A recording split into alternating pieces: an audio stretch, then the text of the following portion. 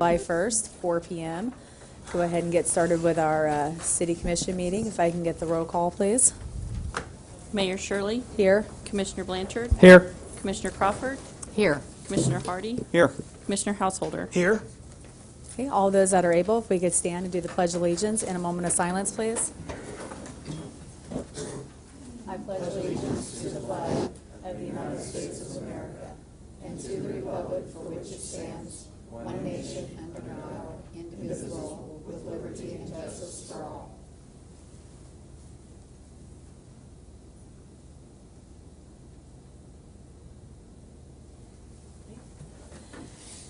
Thank you. Okay. We have no awards or proclamations. Madam Mayor, at this time, I would move, due to an urgency issue, moving item 8.3 up in the agenda before the citizens' forums. Second. Okay, I have a motion and a second due to a time restriction to move item 8.3 to the top of our list. All those in favor? Aye. All opposed? Go ahead and go on to item 8.3. Mr. Gage. Thank you, Mayor and Commissioners. Item 8.3 is consideration of existing resolution 04-6132, which is the resolution reconstituting and restating the organization of the Joint City-County Board of Health.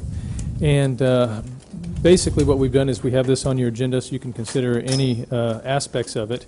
If you look at the resolution, it's fairly short and well written. The sections include definitions, the organization of the board, which is pretty important, the powers and duties of the joint board, the officers, the budget and expenditures, and the termination provision.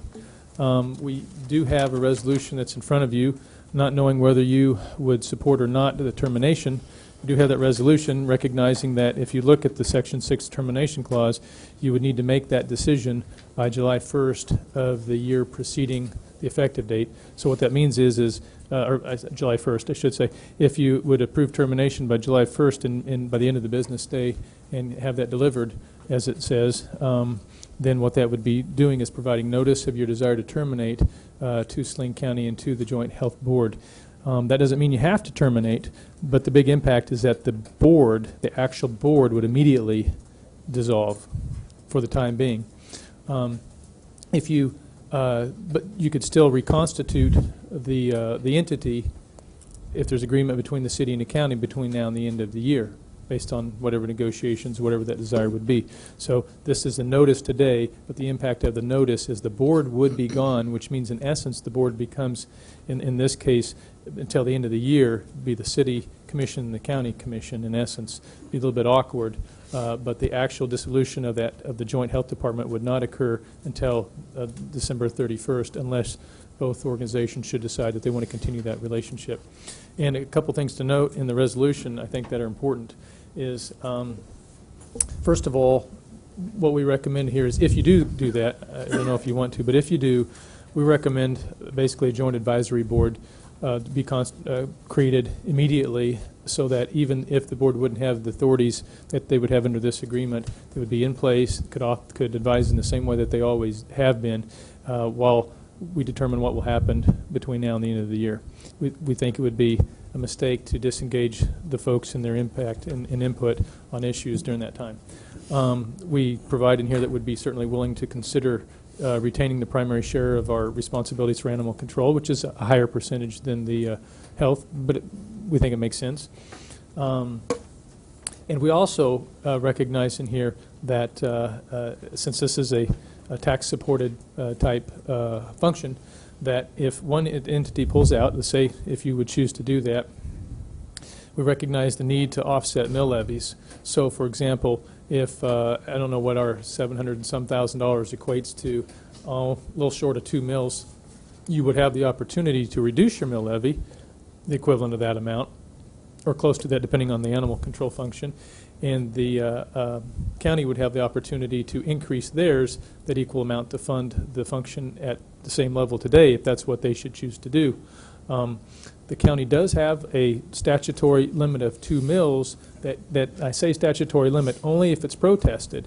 There's a protest process that if the public says, the electors say we don't want to spend more than 2 mills on the health department, and if the city leaving would cause them to have to do that, which it likely would if they fund it as 100% of what it is today, then there's a time frame of which there would be a protest petition opportunity where I believe it's 5% of the electors. Is that correct, Greg? Yeah, it's a percentage. 10, I'm sorry. I can't remember if it's 5 or 10, but there's a percentage of the electors that could sign that petition if they should choose to say the county can't raise the mill levy beyond 2 mills.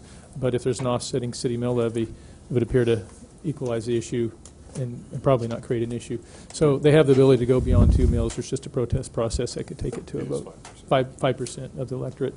So we did want to make reference in here both to the need to if you take this action, to at least keep the current board as an advisory body and allow them to continue to participate and provide that key input, and also the desire to offset mill levies so that it's pretty much equalized if that's where you decide to go. Obviously, as we talked about earlier today, and I know it's your desire to continue to work with Salina County and to try to find a resolution to the main issue, which is that health department building, and certainly it's up to you if you believe that you think it would be in your best interest to at least provide notice at this time. If you choose not to provide notice at this time, you can provide notice practically any time for year 2015, but you would no longer have an opportunity to provide notice of dissolution that would be effective January 1st of next year. And so our thought is you need to talk about this or any other aspect of the resolution, and if you should choose to terminate, you have until 5 o'clock today to have that approved, signed, and delivered. And so that's why we put that on there, in case that should be the direction you'd like to go. With that, be happy to answer questions, and also our legal counsel's here if you have any legal type questions that need to be answered. Both of those items that you have mentioned, the mill levy and the advisory board, are part of the proposed resolution. Is that correct? Yes. Yeah. Just one quick point of clarification. The effect relating to that protest petition on the county mill levy, the 5% petition leads to an election. It was just a small point that I didn't know if that came through. It wasn't that 5% had a veto effect. It's simply, if 5% petition, it would then go to a referendum. And that protest petition would be a response to them going over the 2 Yeah, mil. if the county's funding, if the city would bow out of the relationship and the county would retain the current level of funding, they would, I think, undoubtedly have to be above 2 mills in the property tax. Specific to, it doesn't mean there's a tax increase out there necessarily to the public, but technically speaking, they would have to be above 2 mills if the total funding is from taxes. And if they do that, then the public has an opportunity, if 5% of the electorate should choose to sign the petition, to protest that. And if they get the signatures, and as Mr. Binkson indicated, it would take it to an election, and the county would get to decide if they want the mill levy to be above 2 mills or not. Keeping in mind that we would offset, or I would expect you would have to take action, but staff would recommend that you offset our mill levy so that there's really no impact. Okay. What's the current now? So if it did go to that extreme, how much above 2 would they be? I think our contributions are approximately $770,000 apiece for that portion of the function. The city contributes, we're a little over $1 million because of our contribution to the animal control function, which is a subdivision of the health department. But for us, 1 mil equals about $450,000, so approximately $1.75 million, kind of a rough guess, maybe slightly higher than that for us. And Salina County, because the Salina County has slightly more population, I think about 10–15% more than the city, their reduction would be slightly less to offset that. Any other questions for staff? Has the Board of Health been advised of the resolution? Yes. Okay. Yes, we had the blue sheet on our agenda for Thursday and have spoken. We immediately spoke with the Board of Health about the possibility and the contemplation of this or any other aspect of the resolution, but they have been advised of the resolution being on your agenda. And our funding the city's funding would continue through the end of the year, is that correct? Yes. unless there's some negotiation between now and then, Right, which was what was presented earlier, which correct? we, yeah. Yeah, because officially, if you provide the notice and both entities don't come back together before the end of the year, we still have a health department, a joint health department through the end of the year, even if the board's role is no longer there. Right, we And would so still we would- fulfill our obligations. Yeah, we would continue to Correct, fulfill our right. funding obligation. Any other questions, John? I have other comments, but I would like to hear, probably it'd be good to hear maybe from the public before those comments are made. Okay, if there's anybody out in the audience that would like to have a comment or questions for staff, please come on up and let us know.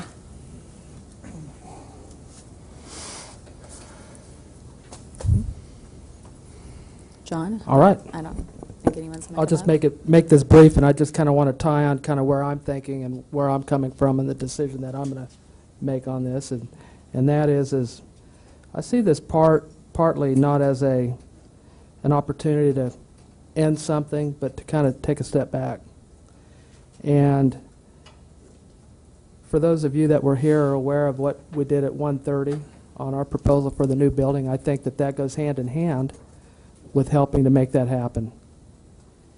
And so long story short, I'm kind of sitting on the side of thinking that I'd like to maybe take this opportunity, and if I'm correct, and please correct me if I'm wrong, that this gives us an opportunity to give a notice of our intent to say we want to try and work something out, whether it's the solution we presented today or somewhere in the middle, to accommodate needs, and that it's not the final end-all thing, that we have time to work things out. That is correct. You Okay. would technically have time to work things out between now and the end of the year. I think there would certainly be a push to try to decide what you'd like to do before we establish the tax rates in August with our budget, but certainly technically you have until the end of the year. And I would tell you from a staff perspective, it's in the best long-term interest of everyone if both entities were together. But I think what you have to weigh is what your options are, depending on what you believe the future relationship is or should be. And all this does is preserve your option between now and the end of the year. Okay. And I guess should we choose to dissolve this relationship, I think it maybe be clear so people understand. I wouldn't want them to misconstrue, and maybe just to further what John was saying is that people say, well, you made an offer, but then you walked away. I think that maybe that's where Commissioner Blanchard was kind of going, was to kind of explain that that option is still out there. We still Right. would have the opportunity to come back in really with no change in service at all. It would be unnoticeable to the Yeah, public think or the general operation. I agree, Commissioner, and if the county should accept the offer, and it could be with some slight changes, we don't know that. Sure. But if they should basically accept that in concept, we work out the details and have an agreement, that anticipates your desire to join back together and in a stronger way through an interlocal agreement versus Mhm. just a memorandum of understanding. So that is exactly what you said is correct, and it's Right. anticipated. That way people are clear on the intentions. Yeah. So don't want anyone to misunderstand or make assumptions. But should things not go the way that we want to go? Well, I think that this is a difficult decision because you're saying, you're taking a huge leap of faith with your partner that hasn't wanted to work with you thus far, and that says, we want to take one more go at this, and in good faith. And I hope that they'll see that this action that we may take, that the decision that I'm personally going to make, I'm hoping that we'll get a willing partner on this thing. I think for the long-term health of the health department, I think it's critical. I think that we need to somehow, the only thing we've been able to agree on so far is that it's a good location. And I think that there's a lot, and I mentioned it to one of the members of the other board earlier in this process, that I think we're probably not as far apart as you think. I think that our presentation today covered that. I think that their concerns were taxes, not raising taxes, all those things. We gave them an opportunity to say this is how this works. I like the proposal that was put together because it also outlines a future moving forward with an interlocal agreement, with the health department being more formalized and then taking on the building as it's paid for and so on. I just think it's a really good opportunity to be a win-win-win situation. And so I don't want them to construe, if we're looking at taking a step back, that we're not interested in being partners, because we are. The only other thing that I heard too in a prior session that was interesting is that this, I think, is the only joint resolution that we still have with the county. All of our other agreements with the county are interlocal agreements, and so I consider this to be a step in standardizing relationships as well. So I consider it to actually be something positive, perhaps. And Commissioners, I do want to be clear, I want to make sure this isn't misconstrued, is that you do not have to terminate the resolution in this way unilaterally in order to get to an interlocal agreement. If both parties choose that they would like to have an interlocal agreement and strengthen that relationship, both parties can still do that. Right. I think what this does is it just simply leaves you options at the end of the process. If you feel like there's not a path forward in the future with this relationship being active, then you have the opportunity, if you should choose, to no longer be a party to that. If you believe that it can be productive still, then you still have the opportunity, if Saline County is willing, to work together and strengthen it as you'd like. Any other questions for staff? I guess I just want to say that I've known the county commissioners, two of them probably at least for many years, and I would hope that they will, and there's been some things said that shouldn't have been said all along this process by all of us, and I would just hope that maybe everybody can step back with this presentation today that Jason made and just kind of take a step back and cool off a little bit and think about this proposal that we've made today, because it's for the community. It's for the department, but it's for the community that we have, and that's what we're here for. That's what we were elected to do. So I just want to say I hope that the county commissioners and the city commissioners will get together a little later and talk about this a little bit more and get together and get our act together. And put egos aside and put the big picture, the important picture, front and center. I agree. Okay. Thank you, Kay, and other commissioners for your comments and questions. With that, since nobody had any comments from the public, I would go ahead and entertain a motion.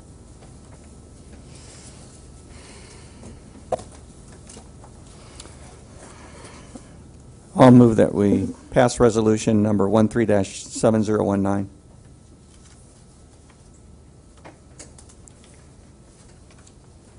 Is that the proper, take a look here. Still thinking, Mayor. Well, I have 3 too. I have a different 3 too. number. Okay. I'll second. I think there's a, Syntax, maybe? Well, Well, the one on the on this document is this number. Yeah, the blue sheet lists, because you're considering the 2004 resolution, so that's the 6132 resolution. The action that's being taken would be 13-7019. I couldn't find okay. mine. Would it be? Okay. I was going to ask if it might be better to read a little more into that motion for clarification, or if you care Mr. to. Dixon, was that feasible? Is that good? The motion was certainly appropriate. If you'd Okay. like, the clerk, in that given the matter I don't believe has been formally Right. announced, it might be appropriate to have the clerk read the title as we normally would have the title before you. Okay. Resolution number 137019, a resolution declaring the intent of the City of Salina, Kansas to withdraw from the agreement with Saline County, Kansas, relating to the joint Salina-Saline County Board of Health and the City County Health Department pursuant to a joint resolution reconstituting and restating the organization of a joint City County Board of Health and KSA 65209. Okay, we had a motion and a second. All those in favor? Aye. All opposed? Motion carries 5-0. If I may, Mayor, we do have the unique circumstance, given the time Right. requirements, Right. that, as you may have noted in the resolution, the Deputy City Manager, Mr. Scragg, will actually handle the delivery of the resolution in the manner required under the joint resolution. That will Right. require asking that the clerk present you with that original resolution for Right. signature now. So I can sign it. So that can be processed and Okay. delivered appropriately. Mike, you have your running shoes on? Okay. Run too far. You're ready. Thank you.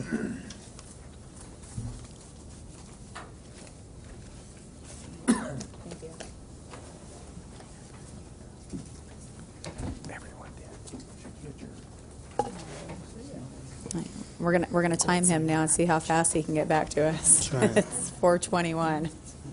No pressure. Alrighty, so we can now, since we had moved that ahead, we're going to go ahead and do our regular citizen forum. If anybody has anything in regards to what we, not to what we just done, please feel free to approach us. Thomas Duggar, 316 South 4th. This is an update on what I've now split into two parts.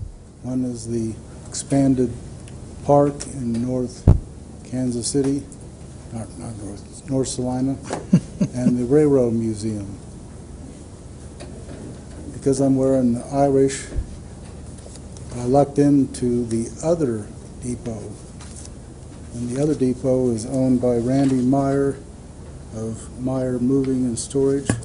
I talked to him briefly Friday, and he said he's more than willing to move, essentially at a moment's notice. It's smaller, much smaller than the existing Union Pacific Railroad station, but with getting some additional joining properties, it could be turned into a decent railroad museum. And I've got maps and copies for everybody. Oh, good, you have copies. Good. Thank you. In In color, Hey. too. Thank you. Thank you.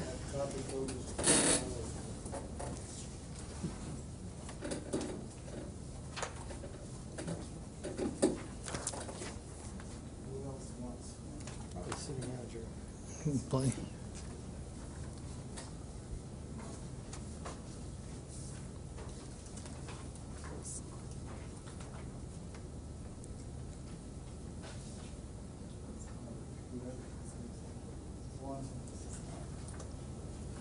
Effectively, the old, or the other railroad museum, old railroad depot, he is more than willing to depart with the property and relocate his existing offices that are in that building to another building he owns within 2 blocks. Can you pull that mic up a little bit, too? Thank you. There you I thought it was just me. No, voice is a little Oh. weak. Mine is too today. And I just wanted to throw you the idea, and you'll see on the map, about in the center, it's an A on the property with OCCK just below it. The property is adjacent to OCCK on Santa Fe. In order to really have a decent museum, I'm looking at the 4 properties to the west, all circled in, or outlined in red. I haven't had a chance to talk to the others yet, but one owner is Lloyd's of Kansas LLC. I think the owner's first name is Lonnie. And there's also a piece of property owned by Jerry Deal. That's the third from the left, or it has JD on it. And there's also possibility of possibly acquiring other property adjacent if needed, including one property that's owned by Something Else LLC.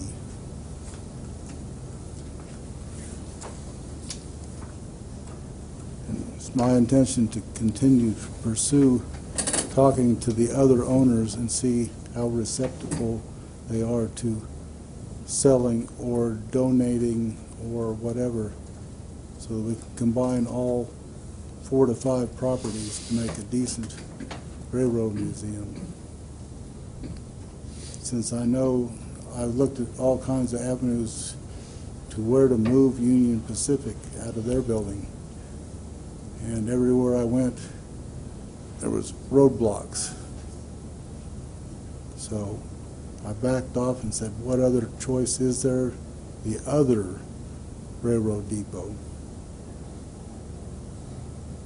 I just thought I'd throw it out for you guys' ideas and whether or not I should pursue it with staff. And that's something you'll have to get with Mr. Gage about on if you want to try to pursue it with staff. He would be the first one you would need to go to, and maybe he could point you in the right direction on where to go from here. Okay. I do have additional copies for anybody else. Okay. Should I give it to? I would Yeah. save one for Mr. Schrag, since he had to run out the door real quick. That way he can have a copy as well.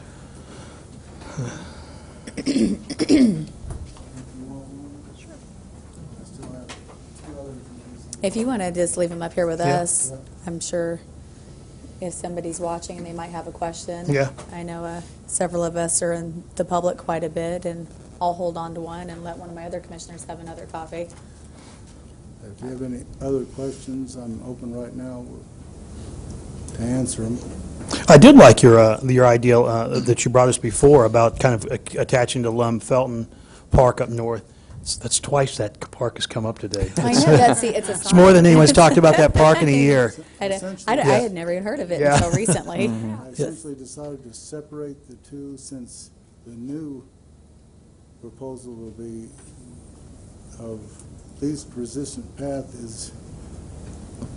cannot be connected to the parks. Sure, sure. So I separated the two. Yeah, I like the way that other one laid in, though, along the tracks, because you've got people who, you know, are train watchers who go out and will watch the different tribes that go through.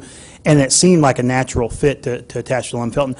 And again, I don't have any inside information at all, other than a train worker had mentioned that they had mentioned in the future that they will be building this other facility. He said that usually means about 10 years. So I think that there are intentions to eventually move from there. So that's why I liked your more linear park, because I think it will become available at some point. Plus, this one is, maps I gave you, it's not that far from the west end of that to the east end of the Union Pacific Depot. Down there. You're only talking maybe 1 block. From there, yeah, From yeah. there. So it could be started out at the old other depot and then eventually expanded all the way together to make a major railroad museum. Sure, sure. Of course, the fear is, too, and I thought about this, that linear park is putting a park next to a railroad track sometimes probably not necessarily Right. from a safety standpoint, you know. Safety sta- Yeah, I talked to the K-State Extension people, and there are all kinds of natural native trees that could be put along, serve as both a sound and visual barrier. across there. Huh. Good. Anything else? No, I don't think so. Thank you, That's what I have Thomas. for now, because I've been out of town both last weekend and this weekend. Okay. So that shortened my research time. Sure. Thank you. Thank you. Does anybody else have anything for a citizen forum that would like to come up?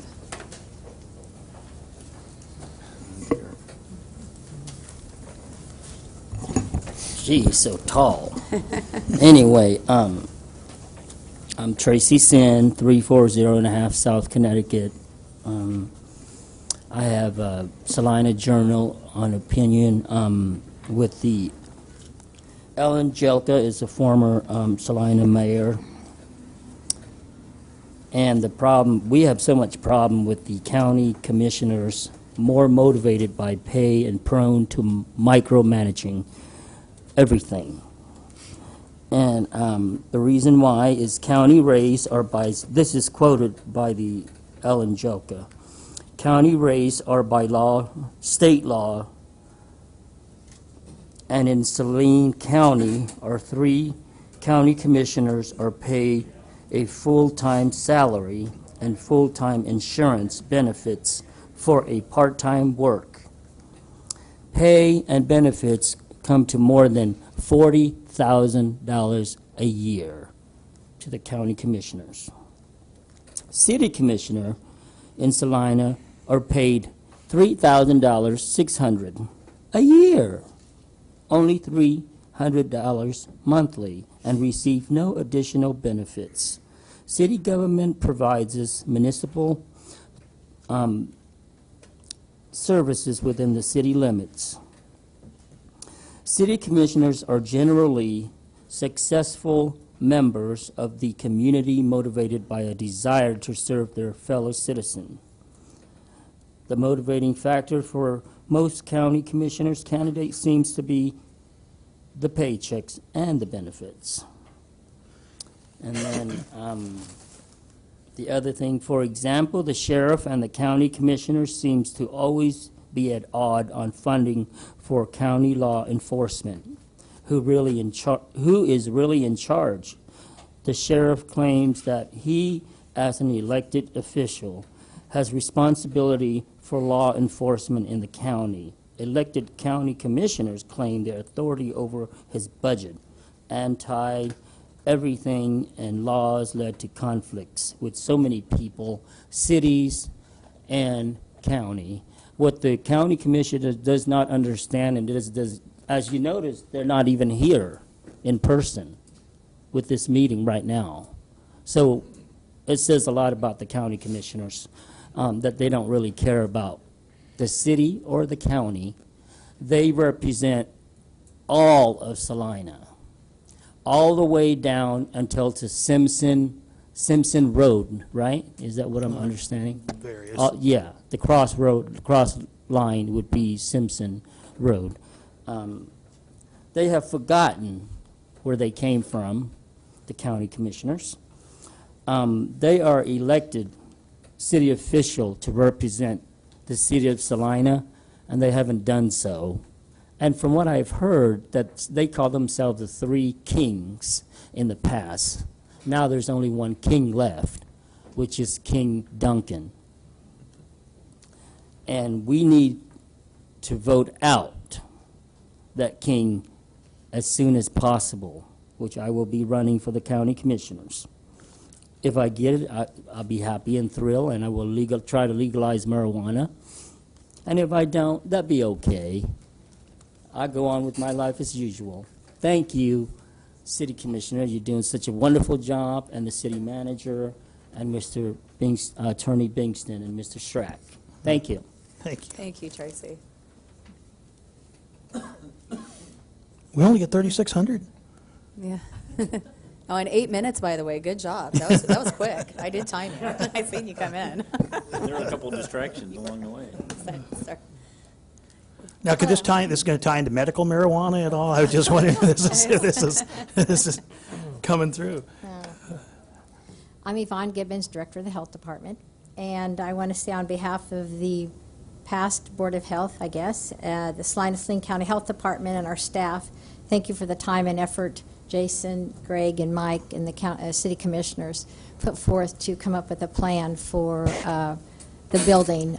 We are very supportive of that plan. Like the idea a lot. I like the placement, like the 2 stories. It's just as somebody said, win-win. It's a win-win-win-win. It's a community win, it's a county win, it's a city win, and it's a health department win. And there are no losers in this particular situation. So again, I want to thank you for your time and your support. And as we're trying to absorb the full meaning of what just happened here with the dissolution of the city-county health department, I certainly hope that we can work through this in the next 6 months and set up some sort of interlocal agreement so we can continue providing the kind of service that we can, and especially as a city-county health department. So thank you. Thank you. Thank you.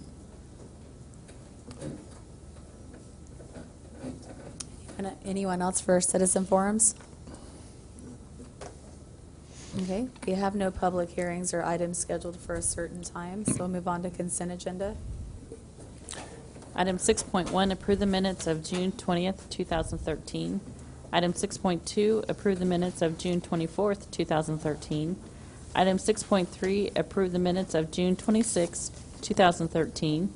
Item 6.4, authorize the repair of secondary digester number 2, project number 132992 by Walters Morgan Construction Incorporated in the amount of $19,978. Item 6.5, authorize the maintenance of water well number 7, project number 132994 to Lane Christensen Company in the amount not to exceed $57,853.12.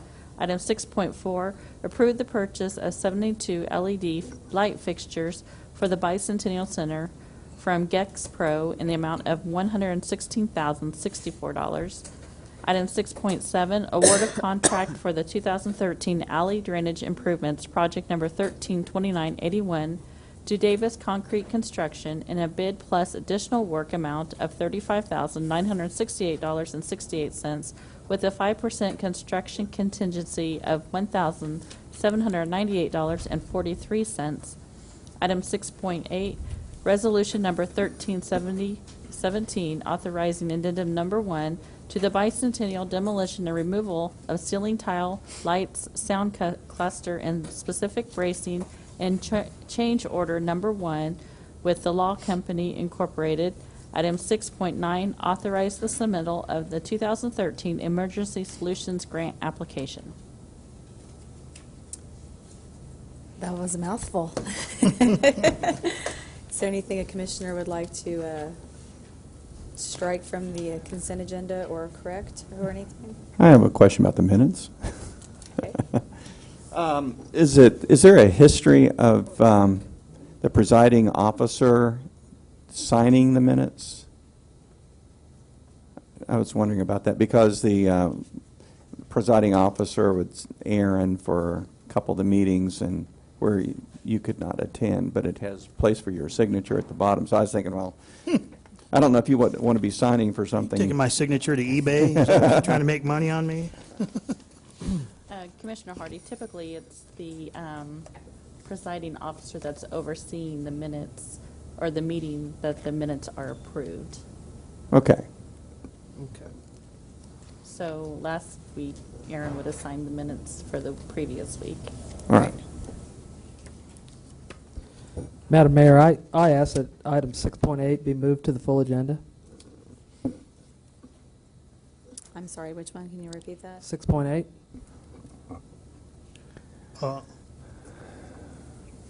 Okay, I'll second it.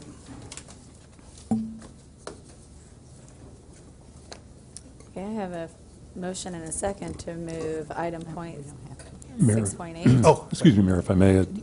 I think this is the first time we've had this This is the Yeah, it first is. situation. time. Right. I believe it's generally regarded as the prerogative of any one of you to Oh, ask that to an move. item be removed, so that would really just Right. reduce the items on the consent agenda by that one, or however many might be Okay, so with that item being requested. removed, it would have to go to a future date? Well, no, No, it would just be just the later in the main meeting agenda. today. It'd probably be your first item after consideration of the consent agenda. Okay. Okay. And just leaves you with the rest of the items on the consent agenda. Okay, with that item removed from the agenda, I'd entertain a motion to approve the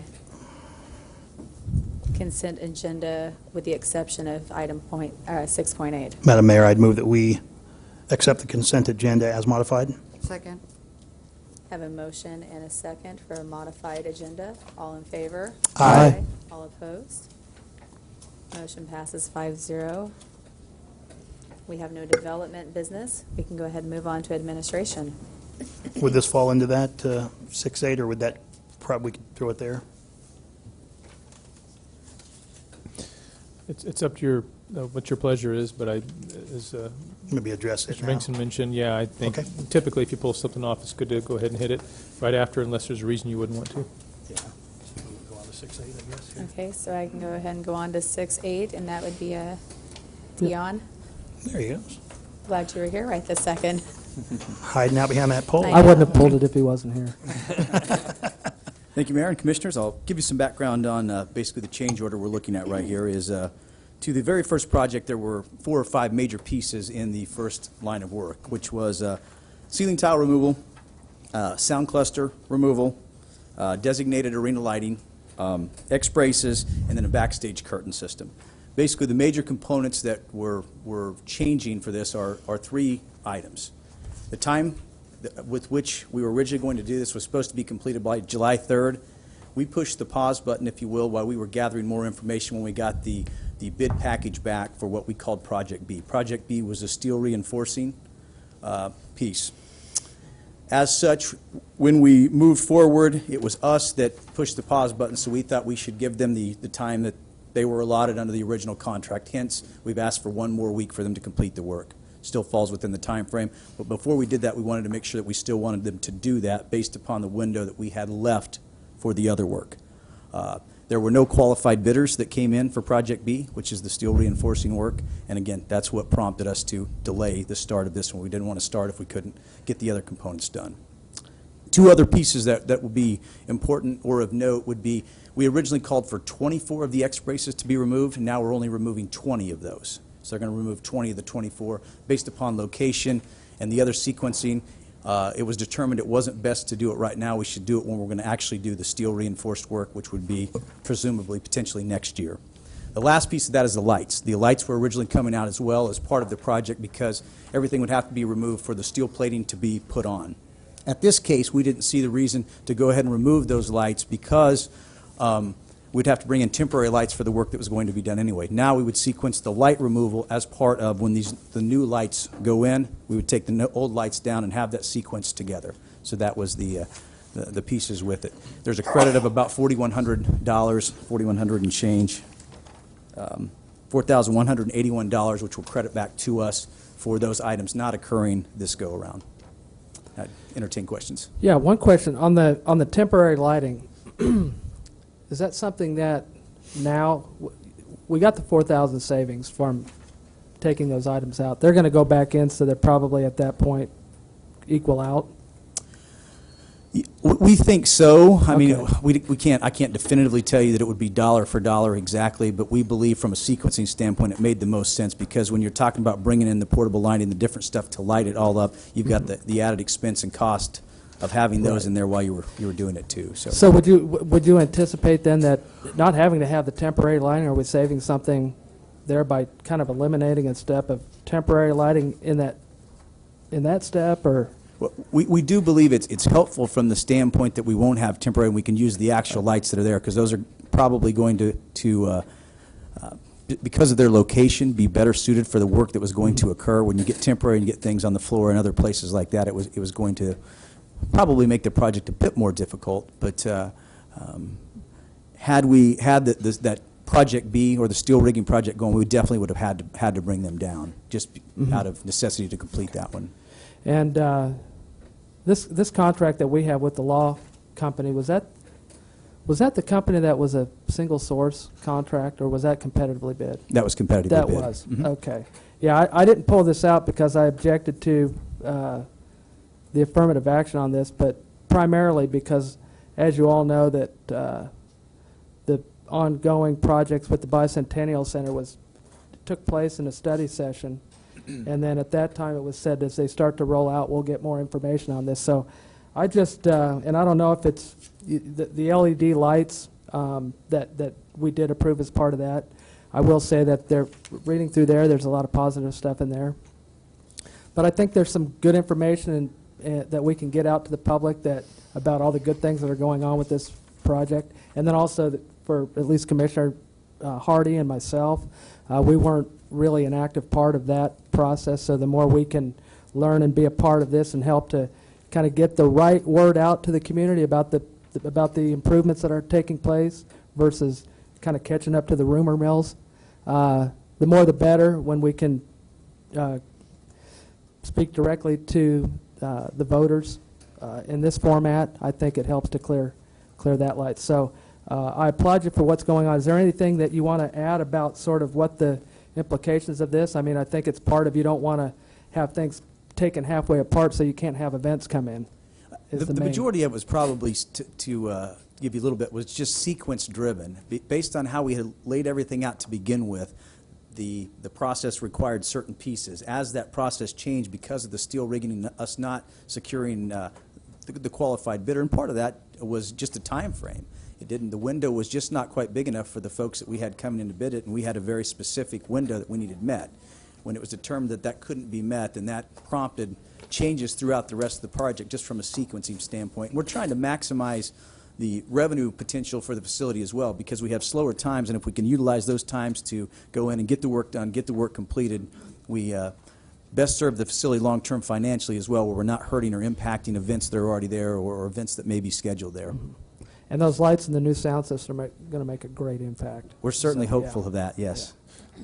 Dion, just for quick clarification too, I recognize that these improvements in the capital improvement plan were shared through a study session, but if I'm not mistaken, the actual project list with the amounts were acted on in open session and regular meeting as a capital improvement plan approval as well, weren't they? That's correct. Okay, I thought so, but I wanted to clarify that. But I think we owe you some information from all that we have on our list. We haven't gotten it to you, and I apologize for that. We need to get you that and the background information behind it. Right, and for that too, I believe that that might have been a split vote too. So just maybe for future reference for whoever's taking notes, things that are on the Bicentennial Center might be better on a full agenda than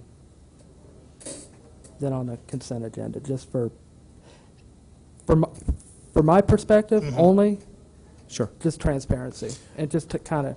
Yeah, we can do that. I think this one was a pre-plan for the bigger items. The bigger items would be on the full agenda anyway. I think it was just thought because this was just a setup for those that it fit the consent agenda, but if it's the desire of the commission, it's not a problem for us to put all items on the full agenda. You know what, the big ones are fine. This probably being the first one, it kind of stuck up, so. And then just, I guess, for clarification, too, just as a point of emphasis, there's basically the big projects you have the demolition piece this summer, you have the light piece for consideration, which you have the sound piece, and then we'll be bringing back what I'm going to call the ventilation piece. Mm-hmm. That will be later in the year. But that's the main pieces that we're talking about for this window. Okay, great.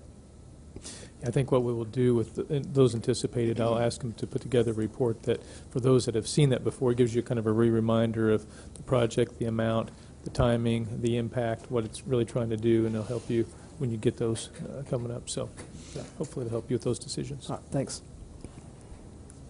Any other questions for staff? Okay. Any public comment on this matter?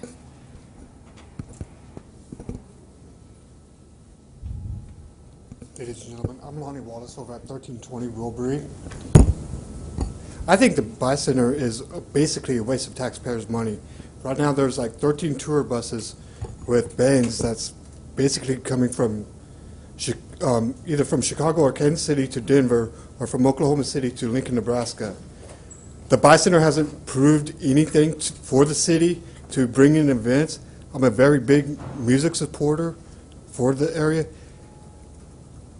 I believe that Wichita is more competitive with Kansas City, and I believe that Salina should be as competitive as those two cities. So I think the money that the Buy Center is asking for is basically for what? The farm show? They don't need the LED lights for the farm show. Actually, the Buy Center in the last year, they did bring in Alan Jackson, which is that was a huge event, and they've also brought the Salina Bombers, and that's generated a lot of money, and that's going to continue. Right, but with the Interest Bank Arena, they had, if I remember right, they have Wichita Thunder. Sprint Center has Miami Heat play there, and also Interest Bank Arena has Oklahoma City Thunder playing there. Nobody's coming to the Buy Center, so I don't think that the money should be going to them. These guys have only taken over in the last year, and they've done quite a bit in the last year that they've been with us. So I think, you know, they're starting to prove that they can bring in things, and hopefully they'll continue to bring bigger things. Don't forget to keep in mind that Interest in Sprint Center have been around a lot longer than the guys that have taken over the Bicentennial Center. They've had a year where these other competitors have been around a long time. So we're starting to get a reputation that we can bring in stuff now, and that does take a little bit of time to get the word out. I think and also the point of all of this work that's being done is to attract the shows that would like to possibly play here, but can't or won't because we don't have the proper facility. Yeah, in fairness, and I definitely appreciate, and I know a couple of commissioners actually voted. I voted against it. They actually voted against it Right. initially because they felt, as you did, maybe some of the costs weren't there. Right. But I think one thing that we look at is we don't really see the Buy Center as a big moneymaker directly to our community. We don't expect that we'll sell enough tickets. It's a lot like swimming pools as a general rule, although our pool has done relatively well. It's more of a community amenity, and we hope that when concerts or events or like the farm show or a bunch of the other, I lose track. There's actually a lot more stuff going on there than I would ever expect. The idea is that we'll bring overnight stayers into town to use our hotels, eat at our restaurants, and that's really where we hope that it makes the most money. But I think, as Commissioner Hardy was beginning to say, the Buy Center has been handicapped by maybe poor direction in the past, outdated facilities, and I know the three of us who did vote to support it, we knew, it was losing basically, I think about, and Jason could correct me, roughly about $1 million a year, I think. That's correct. Initially. And within the short time that the guys have been running the facility, I think they've already, what they saved the first year, $250,000 or something, right off the bat. So while it's not yet a big money maker, they are saving the taxpayers money. And really the way that we look at this funding is the money that they will be saving against that $1 million loss already should basically, I think the hopes are to pay for this improvement.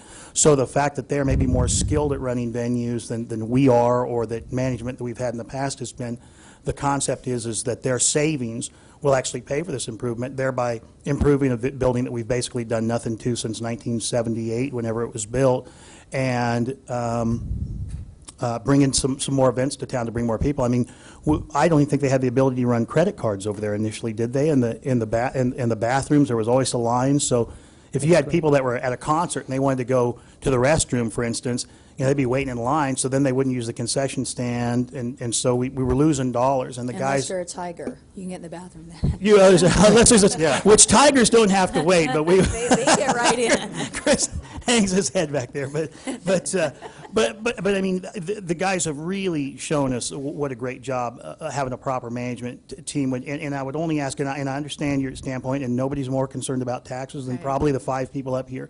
But I think if you kind of follow with us, and as Commissioner Blanchard mentioned, as we look at more of these items and kind of spell out why we're doing them, I think you'll find that it really is in the city's best interest. And like I said, I appreciate the fact that in 20 years there hasn't been much going on there, and it's been a disappointment for all of us.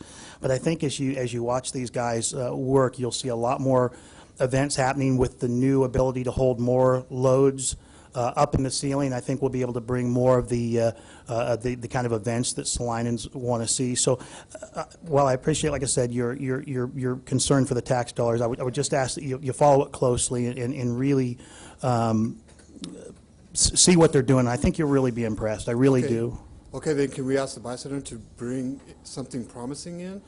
I think it's a process, and again, these are questions that are maybe more for Mr. Byrd, but I wouldn't want to put him on the spot here. It may be something you could contact him with your ideas for sure. I'm sure they would love to hear public comment, but as you know, routing is a big issue when bands are coming through, and that's that typical thing to say, well, they're going from Denver to Kansas City, why can't we just grab them? Well, for 20 years, they haven't really looked at Salina as a spot. So I think one of their tasks is to change the mentality of a lot of those places and say, hey, look, there is a viable audience here in Salina, Kansas. There is a reason to stop here and put us on your schedule. So I think it's they took on a heck of a load, and I think they're doing pretty well with it. And I would say if you have suggestions for acts you'd like to see, you can sure give them to them. Of course, He's actually right behind you. I'd love to see so I think you would, I didn't want to travel to Tulsa to see Paul McCartney, but he wasn't coming to Salina. So I mean, so there's only certain acts, but maybe if maybe Chris wants to address that, maybe that's a good idea.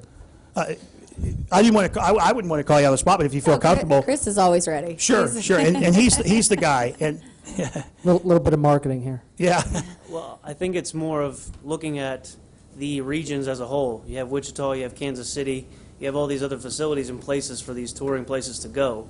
So on one hand, I'm trying to compete regionally with shows that are going around, but on the other hand, we host the NJCAA, all the state championships for volleyball, wrestling, basketball, all these things, the Salina Bombers, these things we're bringing in, we have to make sure they stay here and keep the economic impact going so that they don't go away. They don't find a place, a home in Wichita or Kansas City that we can continue to host these things. And, we have a great location. We are in the middle of everywhere. That's my pitch. And, I want to continue that, but when I say I can't go out and get a particular show because Right. I can't hang this, or their dressing room requirements are A and we have B. we have sorry. D. We have D. We don't have A or B. And we can't give you just a list of demands that, I want this singer here and this singer here, because I know how that process works. I know Aaron knows how that process works. Kind of depends on where they're at and their routing, all that. But it never hurts to hear what people are interested in, what kind of music. I welcome. Yeah, sure. What people from Salina want, because it only Yeah. helps me come back to them when it is time to say, hey, here it is. Let's go. Right. Yeah. Commissioner, just for clarification too, when we first looked at the facility, we looked at bringing Global Spectrum in and the other companies and so forth and thought about the future. There was never an intent to say that our facility that may be able to seat, roughly 7,000 for a concert is supposed to compete head-to-head with the Sprint Center in downtown Kansas City Right. or the Intrust Bank Arena in downtown Wichita. Right. Those are larger facilities, and ours is a mid-sized facility. What our intention is to have a very, very successful mid-sized facility. And so that means, there's certain type shows we may not be able to get even with these improvements in our facility, but there's certain shows that we will be able to get when we can, hang the heavier lights, Right. when we can get the exhaust Better out, sound and system. that motorcycles make when they're racing, and things like that, and deal with the lighting. And so, and as you may recall, the financial targets that we have for Global Spectrum are pretty aggressive over a 3-year period, and over that, in the third year, if I'm not mistaken, it's down to in the $350,000 range. And when we toured the facilities, we found that those mid-sized facilities that did the very best were around a subsidy of about $350,000, and they got there by cost control a little bit, but primarily by bringing in more and more events. And so we're just now finishing the first year with Global Spectrum, where they had to basically inherit what was already booked for a good part of the season, and now are just being able to start booking on their own truly, but yet still have a few of those obstacles with regards to the facility that we just talked about. So our thought is as we continue to match their time with the necessary facility improvements that help kind of take some of the shackles off, that they'll be able to perform even better in the future. And we will never be in interest without leveling the place and rebuilding one just like it, which in Salina I wouldn't recommend that. We'll never be a Sprint Center, but if we can be one of the best of the mid-size, we'll be doing great for the community, bringing a lot of things. Sure, and while conferences like the Methodist conference, for instance, may not seem real exciting from a concert standpoint, it's a revenue generator. I mean, it really is. And Commissioner Blanchard and myself are Methodists, so Anybody that goes through that door will be a revenue generator. Sure, and so we do appreciate those and bringing back more of those kind of events that may not be the big headline grabbers like whoever's going to play Alan Jackson, but they're definitely the overnight stay, the money generating sort of events that are the core, probably, to what we do. So yeah, and the other thing we have to think about is as Chris and the gang over there get opportunities they forward over, a good portion of those opportunities they're expecting the city to take on some of the risk. That's right. And so they have to package it in a way that they know will accept the risk because it's reasonable, but yet your ticket prices go up the bigger the event. And for example, you're seeing, Tim McGraw's going to be at the Kansas Star Arena. That's a casino arena. Well, a casino has loads of money. They can pay whatever they need to pay to get someone there. And that's a little harmful to a typical arena. It does show, though, that a place that holds 6,000 or so seats can still get frontline person if they want to pay enough to do it. But it's about putting it in that risk model and deciding how much risk you want to take Right. on. Can you sell 5,000 tickets at $70 a piece or whatever that might be to do that? And so each and every time they get an opportunity, we think through that as well. And that's something that we do have opportunities from time to time, and they're doing a really good job of getting out there and getting this facility known.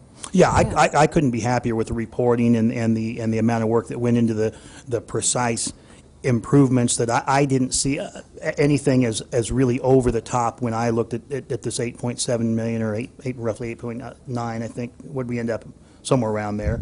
Overall, I didn't see a whole lot of fluff. I mean, there were a few questions about office furniture and stuff, but it's 1978 office furniture, and we wouldn't expect we expect you to go out and try and book the kind of acts that we want to come into town and handicap you with those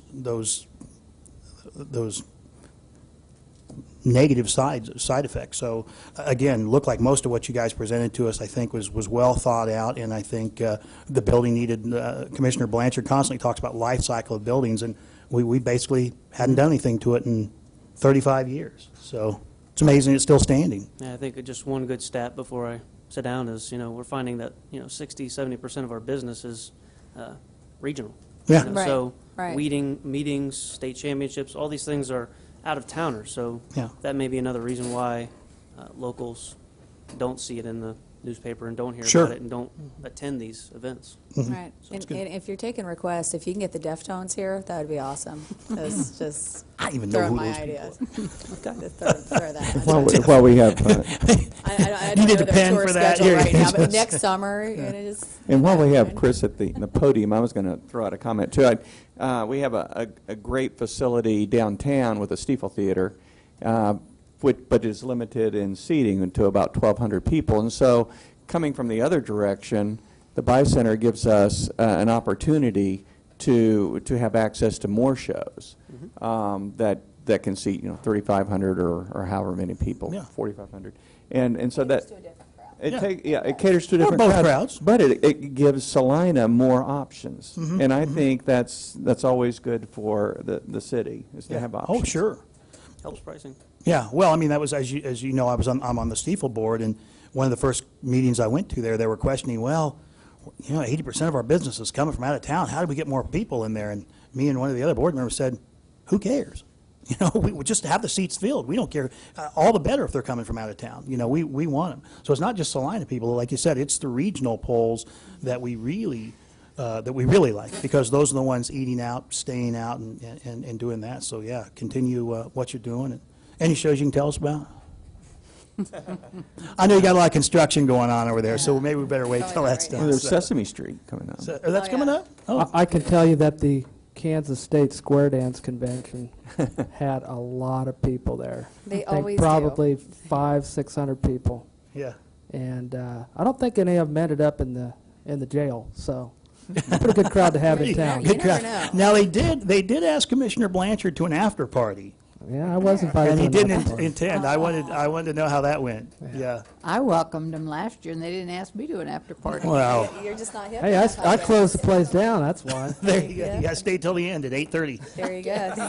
Thank you, Chris. Thanks. Thank you, Chris. And I did- I hope that answered. I can't see you back there. Yeah. You're hiding behind the pole. Yeah. I hope that answered a little bit of your questions. Yeah, and I didn't mean to And now cut you him know off. now you know who Chris is over there, so maybe you can give him some ideas too. Sure. And if you think of anything else in the next couple weeks, please come back and let us know. Yeah, do. I mean, As I said, I was on that side just a couple months ago where you're at, and once I looked into seeing what they are doing and the short amount of time they've been here, I've warmed up to them a little bit more. So, thank you. all right, with all that, anybody else, citizens that would like to come up and ask any questions regarding this issue, this item? Okay, seeing none, I'd entertain a motion. Mayor, I move to approve resolution number 13-7017, authorizing the mayor to execute addendum number 1 to the city's contract with the Law Company Incorporated for project number 13-2983. Second. I have a motion and a second. All those in favor? Aye. All opposed? Motion carries 5-0. Sorry, I lost my place there with the rearranging. On to administration. Item 8.1, authorize the submittal of fiscal year 2013 Justice Assistant Grant Program funds. Chief Hill.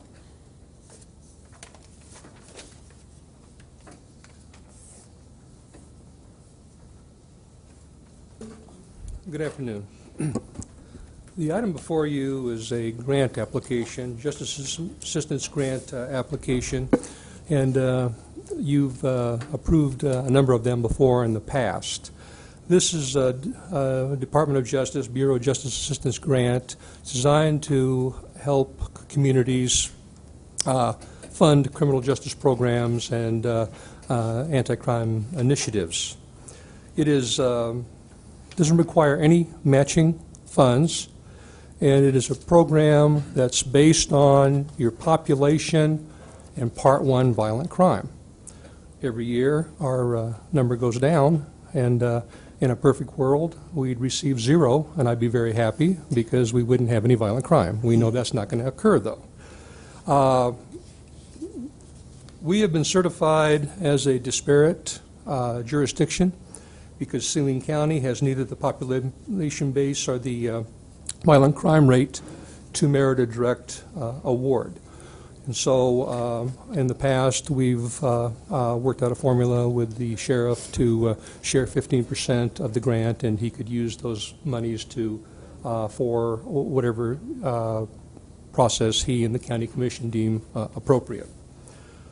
This year, we would like to designate, we received $18,439,000, and that was a direct grant to the city, of which $15,673 will be available to the city.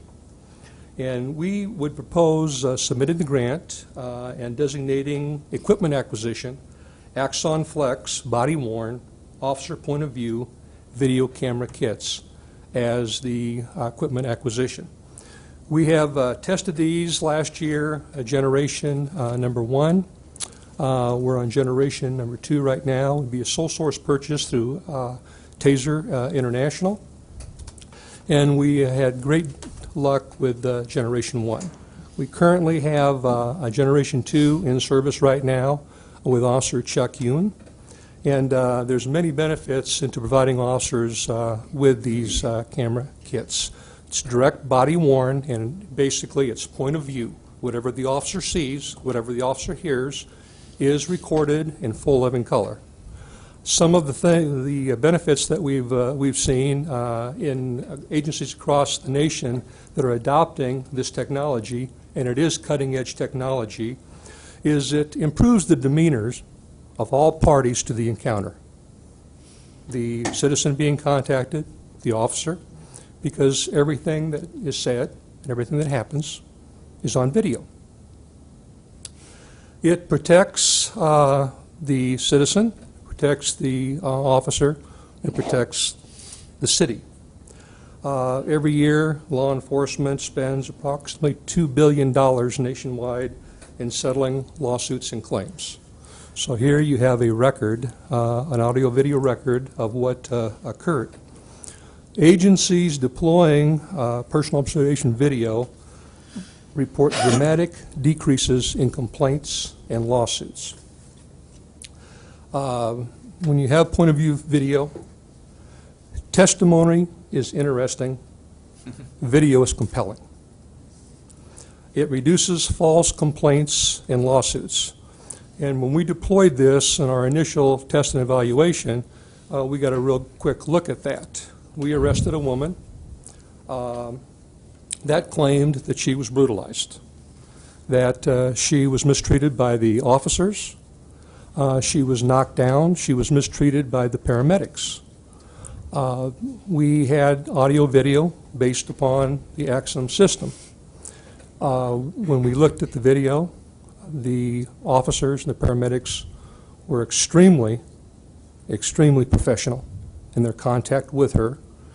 And as a result of her complaint, she was arrested for making a false police report. We also had a situation a couple years back where we have video in the car. That video comes out and has a very short field of view that points to the front. But we also have audio record the back seat. We had a woman claim that an officer sexually assaulted her. Very serious allegations that would have led to the officer's paid administrative leave until we resolved that allegation. We had a audio recorded in the back, and we asked what she did and what she said, and she told us, and we listened to the recording. And when an officer makes an arrest of a female, he has to call in his time that he's transporting. He has to call in his mileage. Then we record the mileage, and we record the time that he arrived at central booking. The time frame was fairly short, and nothing that she said that occurred was on the audio. So that woman made a false police report, very serious allegation to try to get out of I believe, a drunk driving arrest. Was enough to basically try to derail the officer's career and possibly bring criminal charges against him. And she was not charged because she's emotionally disturbed, and we found that she had done those things before in another community. But we've got a lot of people that video the police. This gives the officer's perspective. And it requires no additional hardware on our part. The video is stored in the cloud, and then it's just called down. And so when we have a case, the video is stored in the cloud. The prosecutor has access to the video, can call the video down and use it to prosecute the case or defend the city or defend the officer, or to hold the officer and the city accountable as the case may be. One of the things that we're looking at in the future, if this video works as we anticipate that it will work, is eliminating the in-car video. Because this is body-mounted video, and everywhere the officer looks, you record. So you don't limit your field of view, but it's high technology. It is Lieutenant Morton's worked with it extensively, and he's the grant writer here. But it is my intention, if you approve this and this works out in a beta test, to equip every officer on the department with that video and to eliminate our in-car cameras. So we were asking that the commission authorize the mayor to sign the memorandum of understanding sharing monies with Saline County, authorize the electronic submittal of the JAG grant program application that you have before you, and authorize the acquisition of 14 Exxon Flex video camera kits. One of the things we also will do with this camera is we have body-worn cameras right now, but we have to download them. We have very small memories, not a whole lot of storage, but we are involved in a lot of risky activities in Salina. We serve a lot of drug warrants. We serve a lot of search warrants, and it's certainly my intention to put this camera on the first officer through the door so that everything is captured on video. There can be no mistake about what was done, who did what, and who said what. That's, I'd be happy to answer any questions you might have. Would you eventually want every officer to have one of these? Is this just an installment? This would be kind of a long-term beta test until we are actually confident that they're going to work as advertised.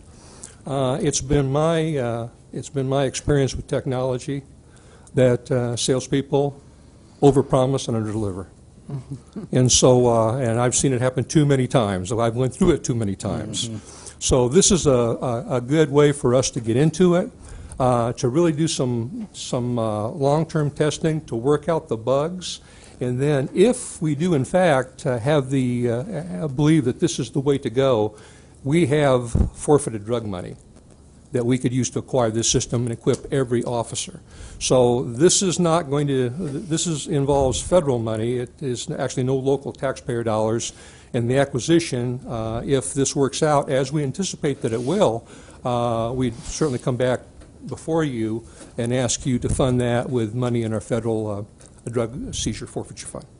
Have you had any glitches in the ones that you've tried out thus far? No, we have not. And actually, the second generation is wireless. And what officers choose to do is wear it on specially made glasses. And so anytime the officer looks, any direction the officer looks, we've got color video. And the quality is outstanding. The audio is outstanding. It has low light capability. And we've got lots of videos over the preliminary test period that we had, but unfortunately, a lot of those things are still in court. They're evidentiary, so we can't show them outside the courtroom. But I'm not easily impressed by technology. Like I say, overpromise, underdeliver. But it looks like to me on this one here, they've promised and they've delivered. So does it record directly to the cloud then? Or does it record on the device and then you record on the device and then you have a docking station there where it goes to the cloud, and then anybody can call it now from the cloud if they're so authorized. Mm-hmm. So say for example, Lieutenant Gary in Internal Affairs, we have a complaint against an officer, and Lieutenant Gary gets the complaint. So the first thing Lieutenant Gary does is go to the cloud and downloads that video. So then he has got an audio-video record of what happened. And what we found is that it saves us a lot of time because, unfortunately, people make a lot of unfounded complaints. We have founded complaints, and we also have unfounded. But sometimes people make complaints to try to get out of criminal charges. And a complaint as serious as that officer sexually assaulted me. Mm-hmm. Which is pretty disturbing when you think that all that officer did was his job, and this woman's alleging that the officer committed a felony. So I think it's protection for the public, it's protection for the city, it's protection for the officer, and I think that in the near future we're going to see departments adopting this en masse. Thank you. I think it's a good program myself. That's just speaking on behalf of myself, though, especially to protect our officers against allegations like that. You can never have too much backup proof that something did or did not happen. I'd go ahead and entertain a motion on item 8.1. Can we ask him what he's going to do after retirement first? I didn't get to see the article. Big plans? You didn't see the article? I should forward. We hate to see you go. Sure. Well, I appreciate it, Yeah, Commissioner. of course. I've been in uniform. I've carried a gun for a living. I've been in uniform in either the military service or the police service for 44 years. So it's time to become a member of John Q. Public and have a little anonymity. Initially, I plan to do nothing and to do it very well. Mm-hmm. You could. There you go. Fair enough. But I might do some consulting or something later, But right now I'm concerned about my family and my grandkids and things along those lines. I will say that over the past almost 23 years, I've really enjoyed working for the city. Our citizens don't realize what a great city we have, what a concerned city we have. Some of our citizens don't realize what a fantastic police department we have and what great support we receive from you, and also a person that I consider the best city manager of any city in America. I work for a lot of people, and I've never worked for anybody like Jason Gage. And quite frankly, when Dennis Kissinger left, I was ready to leave. And Jason came on board, and I said, boy, he's a hard guy to leave. I'll tell you, he's a great guy to work for. So, but it's been an honor and a pleasure to serve you and the citizens, and I can't tell you that I'm not going to miss it. And like I told the media, I don't hardly answer to anything but chief. So it's going to be different, and I didn't intend to spend all this time here and become the longest-serving chief in the history of the department, but I look back in retrospect, I have no regrets at all whatsoever. I've got great people, we've got a great city, we've got a great police department, and tremendous support. And so I think I'm going to have a very, very qualified successor, whomever Mr. Gage chooses. Great. Well, thank you, Chief Hill. Thank you, sir. Thank you. Thank you. All right. I would go ahead and entertain a motion on item 8.1. Do we just need a motion to receive? I would move that we accept the JAG program funds and authorize the grant application equipment acquisition as presented. Second. Have a motion and a second on the JAG program. All those in favor? Aye. All opposed? Motion carries 5-0. Item 8.2, authorize the purchase of 26 handheld radios and supporting equipment for the Bicentennial Center. And back to Dion. Back again. Thank you, Mayor and Commissioners. The item before you today is to look at the purchase of 26 radios for the Bicentennial Center, give you a little bit of background on that. Their original radios that they're using right now are originally from 1995. They were refurbished in 2002. The police department then gave those to the Bicentennial Center for use. As such, some other things of note or factors to consider would be what's called narrow banding. Now, the FCC is in the process, nothing has happened yet, but in the process of changing the kilohertz from 25 kilohertz to 12.5 kilohertz and then eventually down to 6.25 kilohertz. As that happens, the radios and the frequencies that we are using, we would not legally be able to continue to use those. That's the short version. As such, too, when you're looking at the package here, these are items that they do use on a daily basis. They're used very frequently as a part of event management, event support. That's a big factor as they do those and as they have folks stationed throughout the building for the various activities that they transpire there or that transpire there. We did receive one bid from KCOM in the amount of $21,345. That represents a price range of $706.37 to $820.96 per unit. That does include all of the pieces that go with it, so to speak, the connectors and the cabling and different stuff like that that are part of the package. All the units carry a 3-year warranty. The supplying vendor that did put in a bid is able to make emergency repairs, is located locally. They do not charge anything for warranty work in regards to mileage, transportation, or anything like that that's associated with it. Of further note, we did only receive one bid, and we want to provide the option if you would like us to go out and look at some different prices or some different options or some different ways, we'd certainly be willing to do that as well, so we wanted to throw that out to you. What we'd submit to you for consideration would be to approve the bid in the amount of $21,345, approve the bid to KCOM in the amount of $18,365.55, reject the bid and direct staff to conduct further research prior to rebidding the item, or provide an alternative. Depending on the Commission's wishes, if you guys think this is a good price and a good fit, we would recommend number 2, or item 2, and that basically removes certain items that we have deemed to be worthy. This was an itemized bid, and we have deemed those pieces to be worthy in the Bicentennial Center themselves and not have to be replaced. That is items E through J in the bid packet, which is, I'll keep it brief, but Heliax connectors, Heliax snaps, polyphaser lightning protection, a jumper cable, a gain repeater antenna, and an antenna standoff, to be precise. That removes the amount or decreases the amount to $18,365.55. So I would open it up for questions or comments. You were saying those items E through J are that the Bicenter already has and could reuse already? Correct. I mean,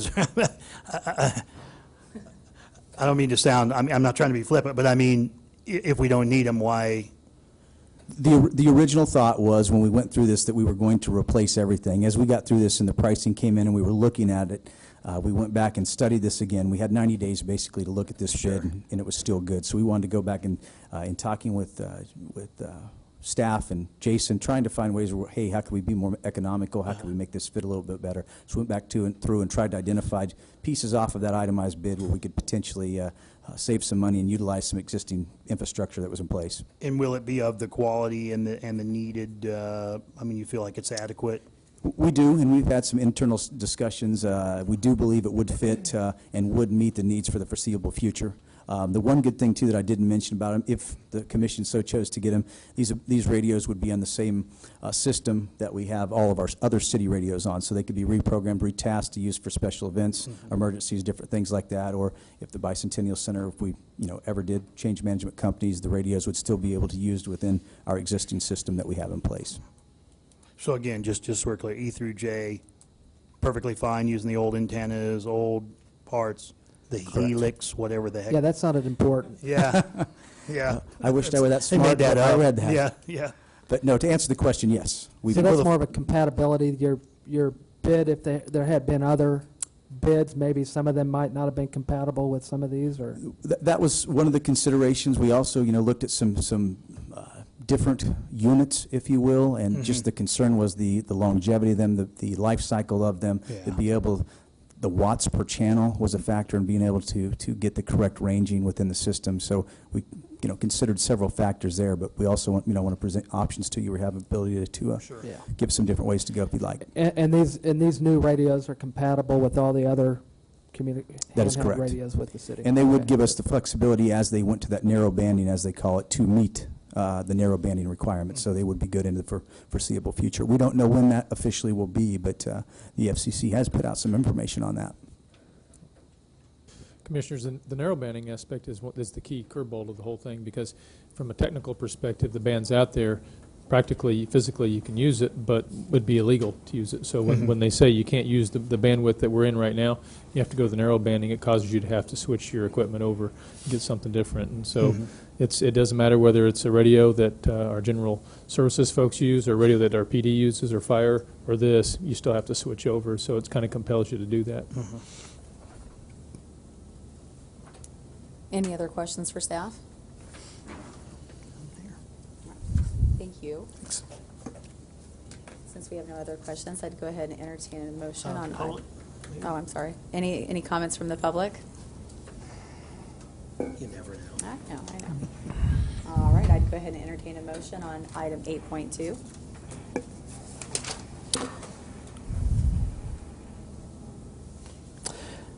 Mayor, I move to approve the bid to KCOM Incorporated in the amount of $18,365.55, which represents removing items E through J as, let me restate that, please. I'd like to authorize the purchase of 26 handheld radios and supporting equipment as part of the approved 2013 capital improvement program for the Bicentennial Center, and as part of that, accept offer 2. Recommended action to approve the bid to KCOM Incorporated in the amount of $18,365.55. Second? A motion and a second. All those in favor? Aye. All opposed? Motion carries 5-0. Do we have any other business? No? I would like to just real quickly thank my vice mayor and my other commissioners for filling in for me the last week or so with a family health issue I've been dealing with. And if I have to disappear anymore in the near future, I feel the city will be in good hands, and my vice mayor filling in for me. They'll be in semi-good And hands. Semi-good hands. And my yeah. fellow commissioners filling in and helping out as well. I do appreciate it. That way people have noticed I haven't been attending a lot the last week and a half. Thank you guys, appreciate it. Sure. And you too. You kind of been my sounding board. So I would entertain a motion for adjournment. So moved. Second. All those in favor? Aye. Aye. We are adjourned. Great.